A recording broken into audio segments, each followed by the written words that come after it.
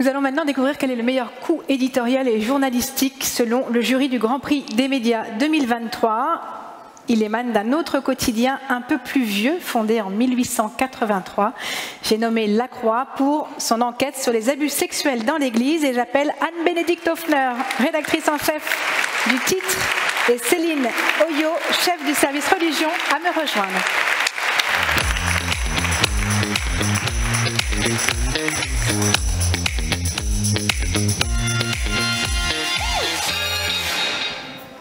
Porté par un devoir de vérité, le quotidien La Croix entendait à travers son enquête sur les abus sexuels dans l'Église poursuivre son travail mené sur ce sujet douloureux depuis 2021 sans sensationnalisme. Si on a voulu faire cette enquête à La Croix, c'est pas pour raconter une affaire d'abus sexuels de plus. Un sujet qui, bien au-delà de la communauté catholique, a pu interpeller le grand public grâce à cette série d'articles et de reportages, de tribunes, de témoignages et de podcasts. Un travail de fond, sans faux semblants, salutaire et indispensable, salué par les jurés du Grand Prix des médias. Félicitations pour ce prix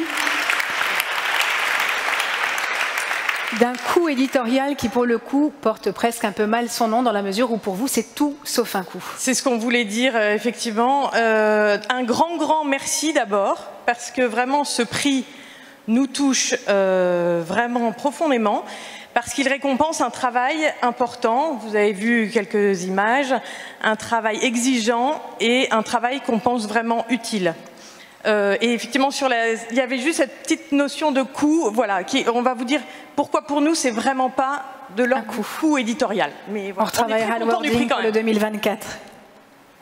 Oui, effectivement, c'était pas pour faire un coup. En fait, on a commencé depuis longtemps à travailler sur ce sujet. À un moment où, en fait, on était en France quasiment les seuls et où c'était pas très facile. On s'est pris pas mal de coups parce que pour un journal catholique d'information générale, déjà, c'était voilà, vis-à-vis de l'institution, vis-à-vis de certains lecteurs, c'était plutôt leur donner des coups. Enfin, c'est comme ça qu'ils l'ont perçu. Et nous, on avait cette conviction, au contraire, que c'était d'abord indispensable pour les victimes. C'était un service aussi à rendre pour l'Église et puis aussi à terme pour la société, puisque c'est une réalité qui, on l'a vu après avec le mouvement MeToo, c'est une réalité qui traverse toute la société. Et du coup, je voudrais aussi remercier ce soir tous les journalistes qui se sont affrontés à cette dure réalité, parce que c'est difficile, c'est éprouvant. Vous avez vu Michael Kor, il y a Héloïse de Neuville, Mathieu Lasserre, Christophe Hénin, je ne vais pas tous les citer, mais en tout cas, vraiment merci à eux. Et aussi aux victimes, vraiment, qui nous ont fait confiance au cours de toutes ces enquêtes. Félicitations. Voilà. Et Céline Oyo ne l'a pas dit, mais elle est chef du service religion aujourd'hui. Elle est l'une de celles qui ont vraiment accompli une partie de ce travail.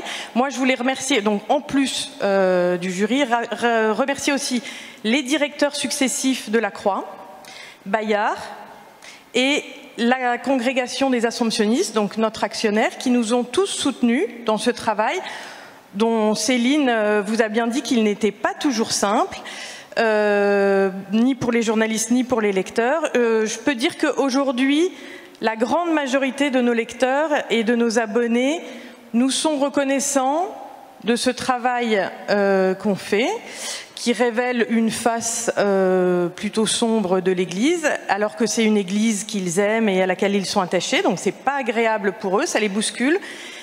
Mais la grande majorité d'entre eux ont bien compris pourquoi on faisait ce travail à La Croix. Voilà, donc merci beaucoup à vous de le reconnaître et de le valoriser.